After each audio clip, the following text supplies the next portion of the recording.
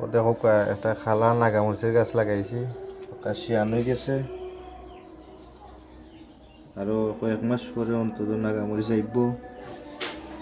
সুন্দর গাছ হয়েছে, বস্তার টপের মধ্যে রয়েছে, সুন্দর একটা গাছ হয়েছে। দেখো সাদা নাগামরিচের গাছ রয়েছিলাম, বাঁকা নাগামরিচ আইছে, খুব সুন্দর নাগামরিচ আইছে। দেখো